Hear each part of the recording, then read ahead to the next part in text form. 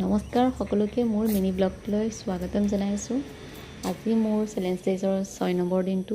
এয়া শোৱাৰ পৰা উঠিলোঁ, অলপ ফুৰিবৰ কাৰণে ওলাই গ'লোঁ আৰু ৰাতিপুৱা যিহেতু 5টা মানতে মানুহ খুব কমেই থাকে ৰাস্তাত, গতিকে বেছি দূৰ যাবলৈও মানে ভয় লাগে অকলে, গতিকে অলপ দূৰ খোজকাঢ়িয়ে গুচি আহিলোঁ। আহি কৰি লৈ মোৰ আজি কাম আছে, বিশেষ কাম অলপ আছে, মানে সেইখিনি কৰিব লাগিব। যিহেতু চাফ চিকুণতাটো মই খুব মেইনটেইন কৰি ৰাখোঁ, কাৰণ বাহিৰ ঘৰটো চাফ চিকুণ থাকিলে মানে মানুহৰ পৰিৱেশটো যদি ভাল থাকে, লাগিলে ঘৰটো কেঁচাই হওক, যদি আপুনি বাহিৰৰ পৰিৱেশবোৰ খুব চাফ চিকুণ কৰি ৰাখে তেনেহ'লে ঘৰটো দেখিবলৈ খুব শুৱনি লাগে। আৰু জংঘল হৈ থাকিলে দুৱাৰমুখখন দেখিও ভাল নালাগে, গতিকে মই ভাবিলোঁ অলপ টাবখিনি অলপ মানে চিৰিত লগাই দিওঁ। আৰু মোৰ তাত বেছিভাগ পাতৰ পাত ফুলৰে বেছিভাগ গছ আছে, ফুল গছৰ খুব কমেই আছে।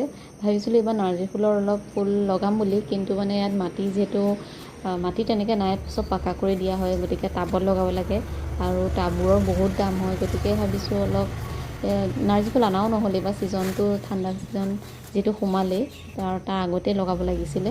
এতিয়া অলপ কলি মিলিবই হৈছিলে চাগে, গতিকে এইখিনি ফুলকে মই ভাবিছোঁ অলপমান চাফ চিকুণ কৰি পেলাই ধুনীয়াকৈ টাবখিনি চিডিত লগাই থওঁ। আৰু সেইখিনি কৰি মই আকৌ ঘৰ দুৱাৰ সাৰিব লাগে, যিহেতু সেইখিনি কৰি লওঁ। ভিতৰৰ কামখিনিও কৰি মেলি কৰিহে মই গা ধুব যাওঁ। মানে গা ধুই অহাৰ পিছত বাকী কিছুমান লেতেৰা কাম কৰিবলৈ আৰু মন নাযায়, সেইকাৰণে গা ধোৱাৰ আগতে সকলোবোৰ চাফ চিকুণ কৰি লওঁ। কৰি মেলি লৈ ধুনীয়াকৈ লাল চাহ একাপ বনাই পেলাই মাহঁতে কথা পাতি চাহ একাপ খালোঁ, যিহেতু ৰাতিপুৱা লাল চাহেই খাওঁ। আৰু যদি আপোনালোকে মোৰ ভিডিঅ'সমূহ চাই ভাল পাইছে তেনেহ'লে এটা লাইক আৰু কমেণ্ট নিশ্চয় কৰিব। বাকী নেক্সট ভিডিঅ'ত লগ পাই আছোঁ।